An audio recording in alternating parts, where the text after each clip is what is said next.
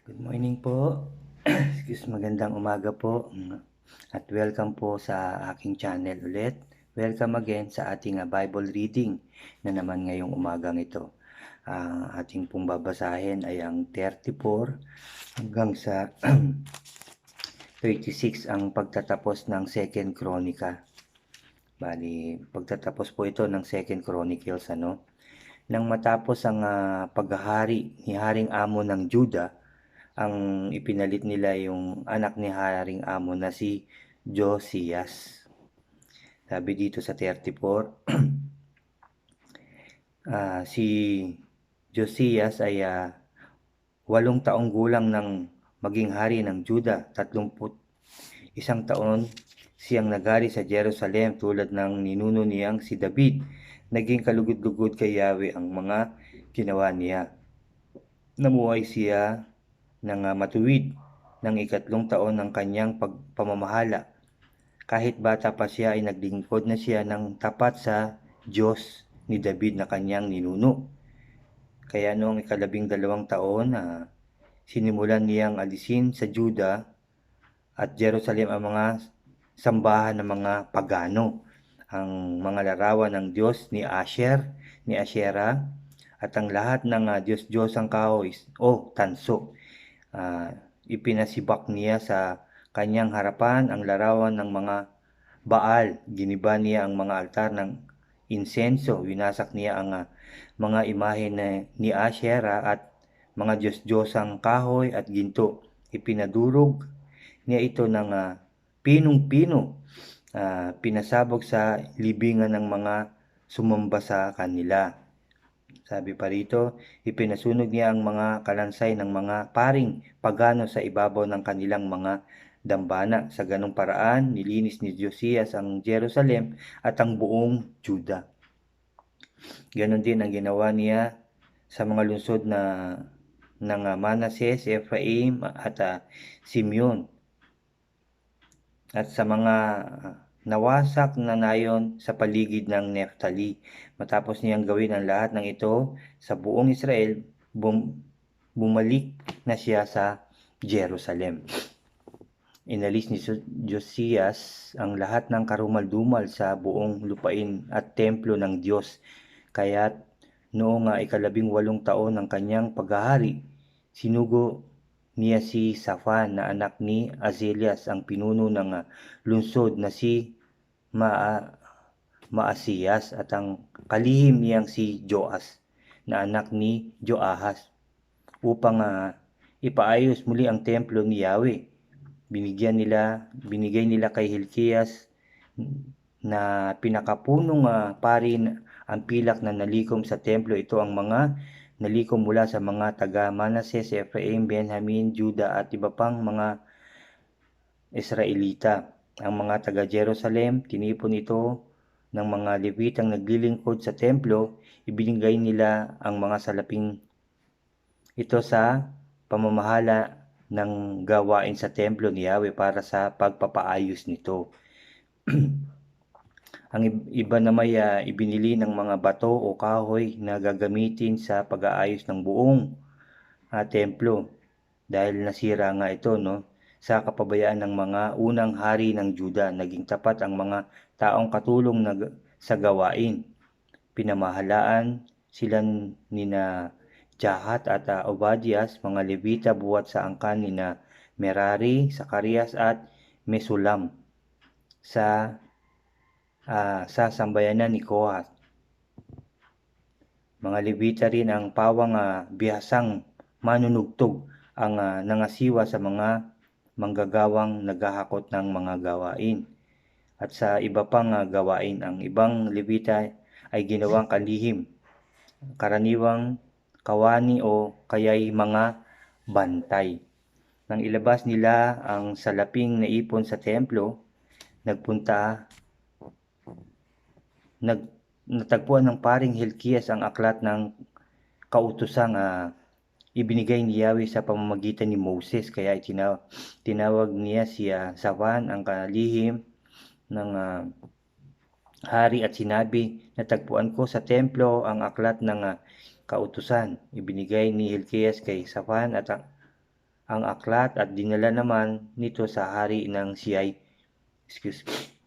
mag-ulat tungkol sa pagpapaayos ng templo. Sabi niya, maayos po ang takbo ng lahat ng gawaing pinagkatiwala ninyo sa inyong mga lingkod.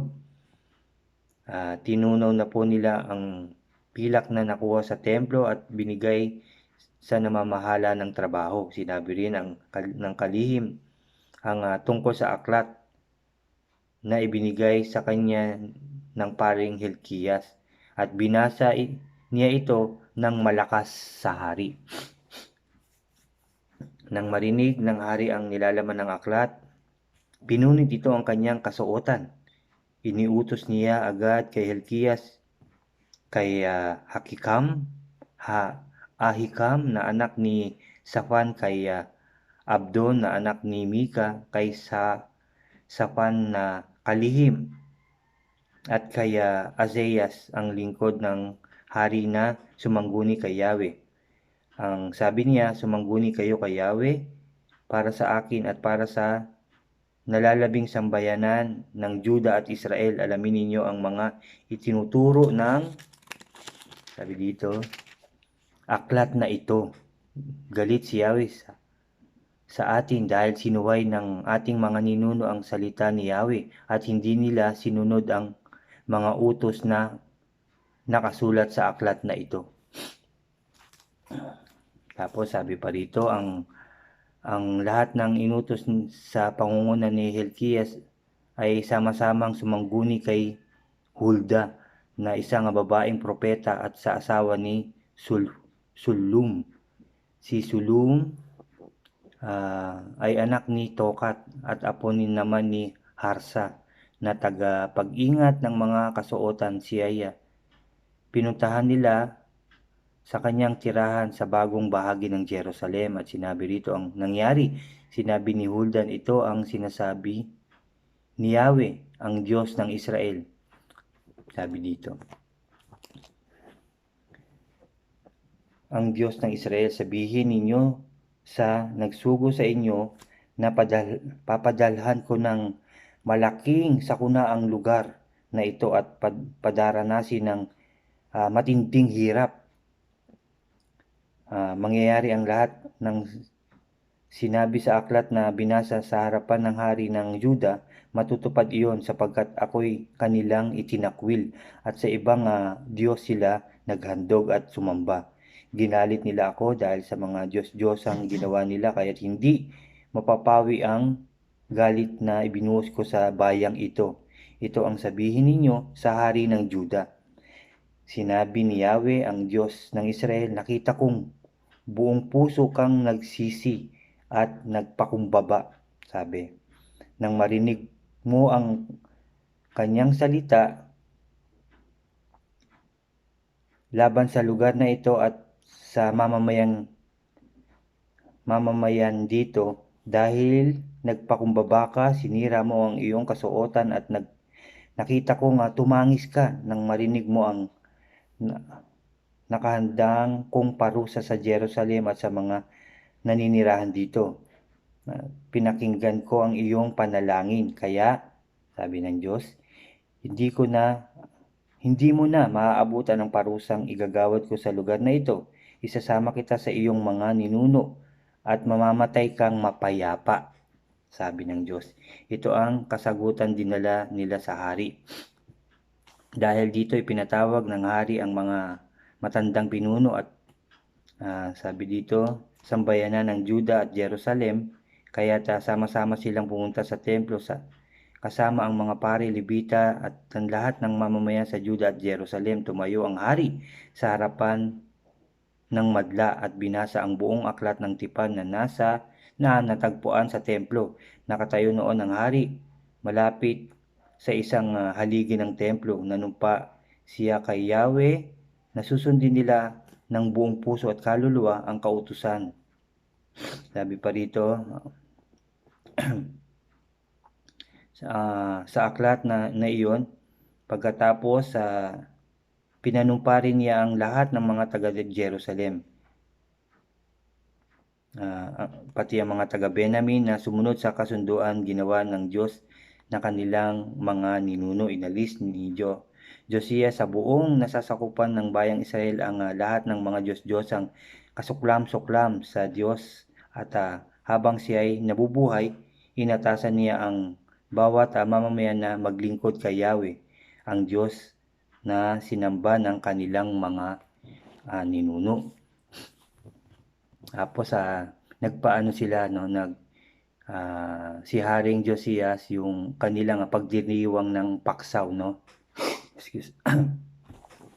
Inutos ni Josias na ang paksaw ni Yahweh ay pagdiwang sa Jerusalem noong ika-14 na araw na unang buwan. Kaya pinatay nila ang mga korderong pampaksaw. Ibinalik niya ang mga pari sa kanilang tungkulin at pinagbili ng pagbuti ng mga paglilingkod sa loob ng templo ni Yahweh. Sinabi naman niya sa mga Levita na mga tagapagturo sa mga Israelita at matapat kay Yahweh, dalhin ninyo ang kaba ng tipan sa templo na ipinagawa ni Haring Solomon na anak ni David. Hindi ninyo ito papansinin ngayon. Sabi ganyan. Panahon na upang paglingkuran ninyo ang Diyos ninyong si Yahweh at ang bayang Israel. Ayusin ninyo ang inyong mga pangkat at na manungkulan ayon sa kani-kanilang sambayanan, batay sa mga tagubilin ni Haring David na anak niyang si Solomon. Pagbukod-bukurin ninyo ang bulwagan ng templo, ang inyong mga kababayang hindi Levita ayon din sa sambayanan. Bawat pangkat ay pasasamahan ninyo ng isang pangkat ng mga Levita. Patayin ninyo ang korderong pampaksaw. Linisin ninyo ang inyong mga sarili ayon sa kautusan at ihanda ang mga handog upang magampanan ng inyong mga kababayan ang ayon sa mga bilin ni Yahweh sa pamamagitan ni Moses. Napakarami ng kanilang hinanda rito, no. Nagpapatay ng 3,000 kordero, 3,000 toro, nagandog pa para sa pagsasaluhan, Tapos napakarami. Nandyan si Zacarias at Jesiel at nagbigay mga pari ng 300 toro bilang handog pampaksaw. Ang mga pinuno naman ng Levita na sina Conanfas, Semaya, Nathaniel, Hosabias, Jehiel at Josabad ay nagbigay ng 5,000 kordero at batang kambing para sa mga Levita.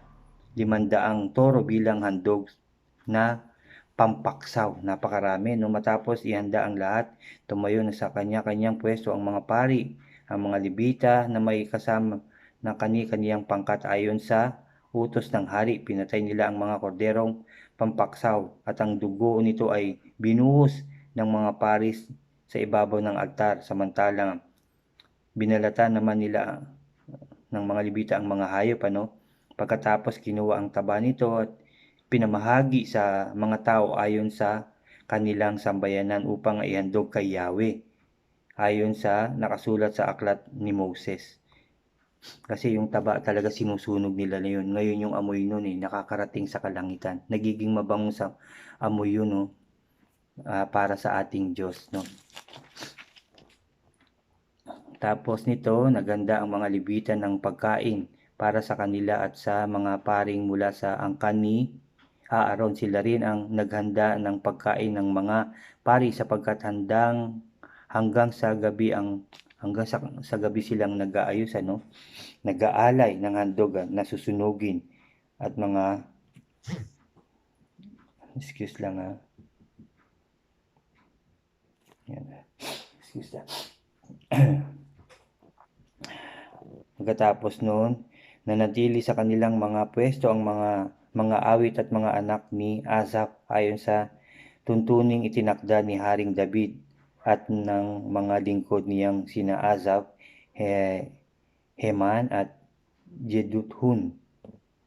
Mga lingkod niyang mga na propeta ng hari, mga propeta ng hari. Hindi na rin kailangan umalis ang mga bantay sa pinto sapagkat sila'y dinalhan ng pagkain ng mga Levita. At lahat ay ginawa ayon sa tagubili ni Haring Josias at ang pagpupuri kay Yahweh, ang pagdiriwang ng paksaw at ang paghahandog. 7 araw na ipinagdiwang ng mga Israelita ang paksaw, pista ng tinapay na walang pampaalsa mula pa noong panahon ng propeta na si Propeta Samuel. Wala pang ganitong pagdiriwang ng paksaw na naganap sa Israel. Wala ring ibang hari sa Israel na nakagawa ng ginawang ito ni Haring Josias. Siya lamang ang nakapagtipon ng lahat ng pari, Levita at mga taga-Juda at taga-Israel kasama ang mga taga-Jerusalem upang ipagdiwang ang paksaw. Naganap ito noong ika-18 taon ng kanyang paghahari. Tapos sabi dito, nang maiayos ni Josias ang lahat ng nauukol sa templo, sinalakay ni Haring Neko ng Ehipto ang Korkimis sa may ilog Euphrates. Hindi ito nagustuhan ni Josias kaya hinarap niya ito. Dahil dito nagpadala ng sugo si Neko at sinabi, "Wala tayong dapat pag-awayan, mahal na hari ng Juda. Hindi ikaw ang pinuntahan ko rito kundi ang aking kaaway." Sabi niya, sinabi sa akin ng Diyos na tapusin ko agad ito. Kakampi ko ang Diyos kaya huwag mo na ako hadlangan kung ayaw mong pasukin kaniya, sabi. Ngunit hindi nagbago ng isip si Josias. Pinasya niya lumaban. Hindi siya naniwala sa sinabi ng Diyos sa pamamagitan ni Neko. Nagbalat kayo siya at pumunta sa labanan sa kapatagan ng Megiddo. Sa kainitan ng labanan, tinamaan si Haring Josias ng palaso at malubhang na sugatan, kaya inutos niya sa kanyang mga tauhan na ilayo na siya roon. Inilipat siya ng mga ito sa ikalawang karaway at dinala sa Jerusalem. Subalit namatay din siya at inilibing sa libingan ng kanyang mga ninuno. Nagluksa ang buong Juda at Jerusalem dahil sa kanyang pagkamatay. Nagluksa rin si Jeremias at lumikha pa siya ng isang awit na pangluksa sa pagkamatay ni Josias. Inawit pa ito hanggang ngayon ng mga awit bilang pag-alala sa kanya. Naging kaugalingan na ito sa Israel at ang awiting ito matatagpuan sa aklat ng mga pagluluksa. Ang ibang mga ginawa ni Josias at ang kanyang paglilingkod sa Diyos hanggang wakas ay nakasulat sa kasaysayan ng mga hari ng Israel at Juda. Tapos nagkaroon ng mga hari ang kanilang mga anak na si Haring Joahaz ng Juda, pero hindi sila naging kalugod-lugod sa Diyos dahil hindi nila tinularan ang ginawa ni Josias. Naging hari si Joahaz ng Juda, tapos ang pumalit sa kanya si Haring Jehoiakim ng Juda, tapos si Haring Jehoiakin naman, Itong isa ay si Jehoiakim, ito ay si Jehoiakin ng Juda, si Haring Sedekias ng Juda.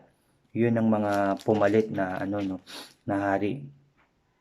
Tapos yun nga, ang mga haring yun hindi rin nagpakumbaba. Kahit itong nabanggit dito sa huli ay si Sedekias ng Juda, di siya nagpakumbaba at hindi rin sumunod sa pinangaral ni Propeta Jeremias na nagpahayag ng mensahe ni Yahweh. Tapos naghimagsik si Sedekias laban kay Haring Nebukadnezar na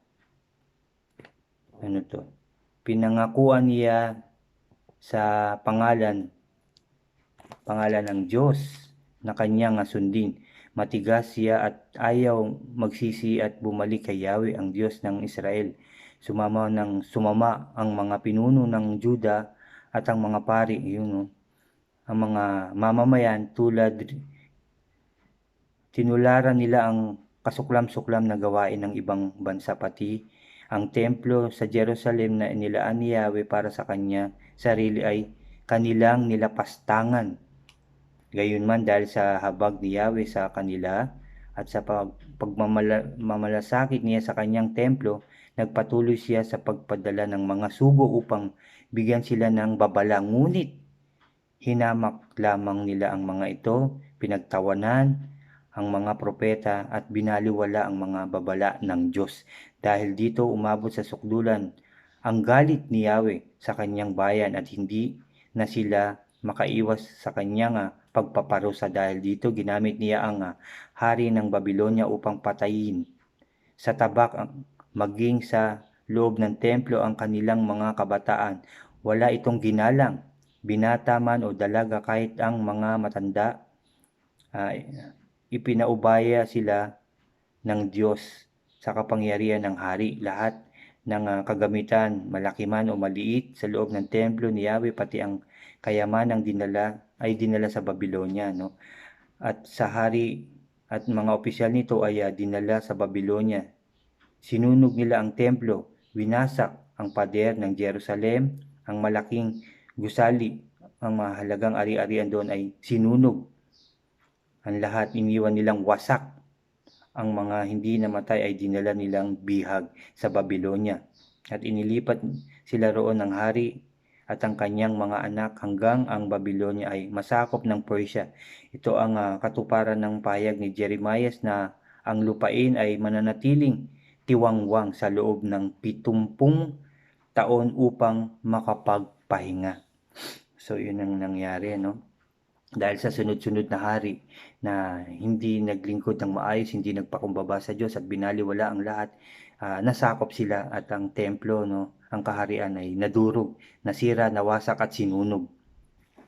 Sabi dito, upang matupad ang sinabi niyang ito sa pamamagitan ni Jeremiah, inudyukan ni Yahweh si Ciro, hari ng Persia, noong unang taon ng kanyang paghahari. Nagpalabas ang haring ito ng isang pahayag sa buong kaharian at ganito ang sinaad. Ito ang pahayag ni Haring Ciro ng Persia.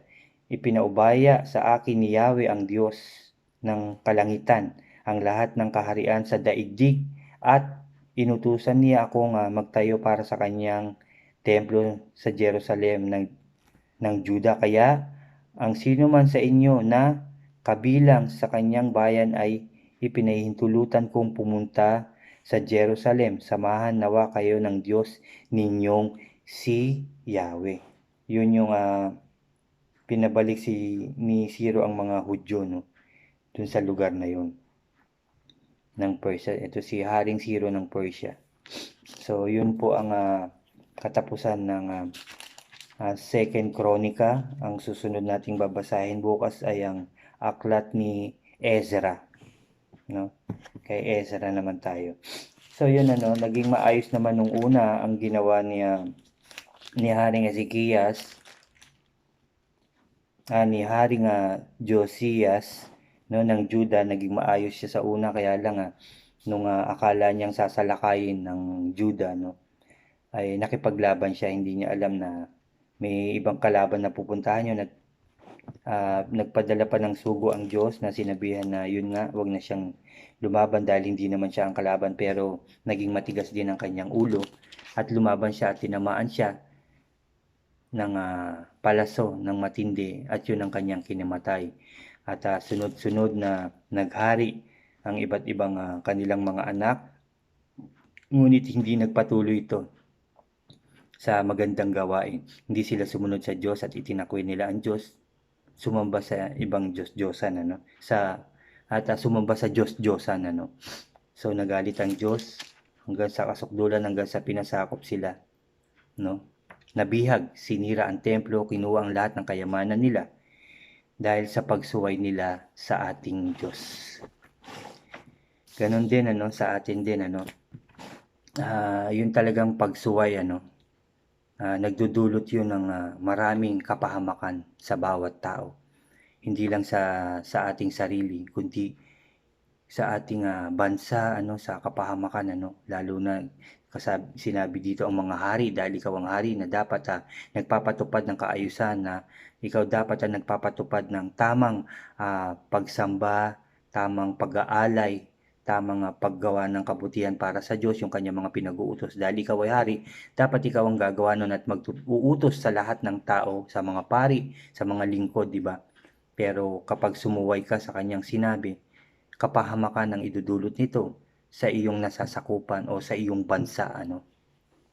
Gano'n na nangyayari. Pero kung ikaw ay susunod sa Kanya ng buong puso at kaluluwa, magiging maayos ang iyong pamamalakad, magiging masaya, magiging matagumpay, magiging masagana.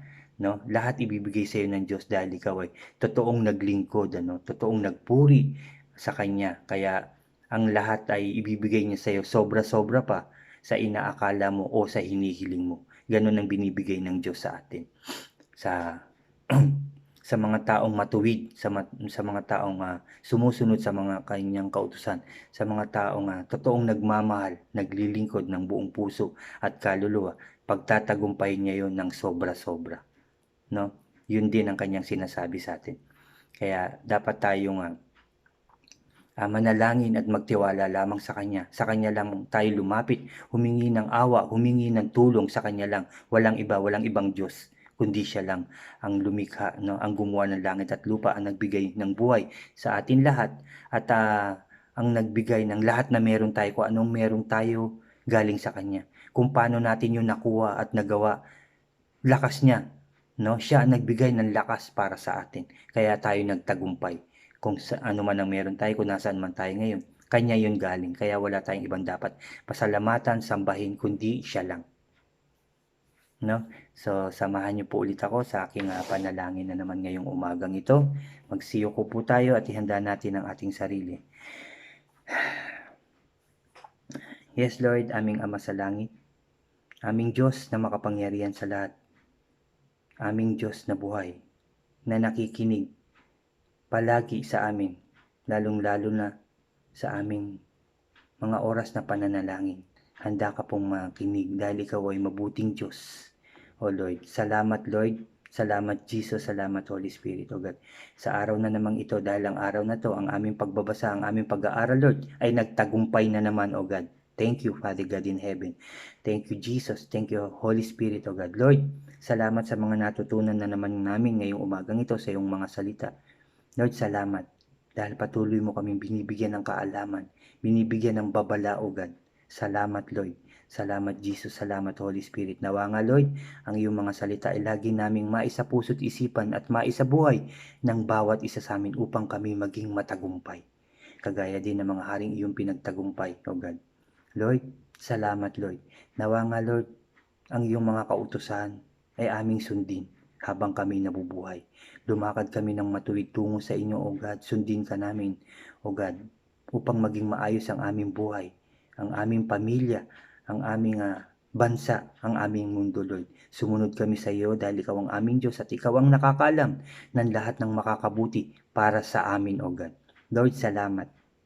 Ituro mo ang iyong kapamaraanan sa amin lahat, sa aming mga mahal sa buhay, sa aming mga anak, sa aming presidente, O God, sa aming mga doktor, scientist, at mga sundalo, mayors, Father God. Sama-sama lahat ng taong makinig sa iyo upang magtagumpay ang buong mundo, O God. Thank you, Lord. Thank you, Jesus. Thank you, Holy Spirit, sa inyong kabaitan at pagmamahal sa aming lahat, O God. Salamat po dahil alam ko pong tagumpay na po kami sa labang ito dahil kasama ka namin at pinagkakatiwala na namin ito sa iyo at nagtitiwala kami sa iyo, Lord.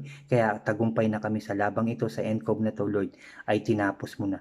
Magiging maayos na ang lahat, magiging normal na ang lahat, magiging masaya na ang lahat, magiging masigla, wala nang karamdaman, wala nang mamamatay, wala nang magugutom, O God. Magtatagumpay na ang buong mundo, lalong-lalo na ang Pilipinas, O God. Magtatagumpay na kami sa labang ito dahil inayos mo na ang lahat. Magiging normal na ang lahat. Magsisimula na kami ng mas maayos na buhay, O God. Nakasama ka. Lahat ng tao, Lord, mamumuhay, mabubuhay ng kasama ka, O God. Ng totoo, buong puso at kaluluwa. In Jesus' name, Father God, in Jesus' name, yan po ang panalangin ko. At ang aking tiwala ay nasa sayo. Nagtitiwala po ako na mangyayari yan, O God. Ibibigay mo po yan. Katagumpayan na yan na magtatagumpay kami, mananalo kami sa labang ito dahil kasama ka namin. At sasamahan mo po kaming lahat. Kaming lahat, Lord, habang kami nabubuhay. Dahil ikaw ang aming Diyos na mabuti, mapagmahal, makapangyarihan, O God. Thank you, Lord. Thank you, Jesus. Thank you, Holy Spirit, O God. Kami tagumpay na, O God. Salamat, Lord. Lord, siniselyohan ko na ng banal na dugo ng aming Panginoong Kristo na kami tagumpay na, O God, dahil sa inyo. Thank you, Lord. Thank you, Jesus. Thank you, Holy Spirit. Pinupuri ka namin, pinasasalamatan, sinasamba at dinadakila, O Diyos. At sa tanging pangalan na aming Panginoong Kristo na aming tagapagligtas, ang lahat ay magsabi ng Amen and Amen and Amen. Whew. Salamat po, Lord. Thank you, Lord, ulit sa umagang ito. Sa inyo na nakasama ko na namang magbasa sa araw na ito, sa umagang ito. Salamat. Mabuhay po tayong lahat at God bless po sa lahat. Doon po sa mga bago sa aking channel, mag-subscribe po kayo, i-like nyo po ang ating mga videos, at i-click nyo rin po yung notification bell para updated po kayo sa lahat ng video kong i-upload. Salamat po ulit sa lahat. Salamat po.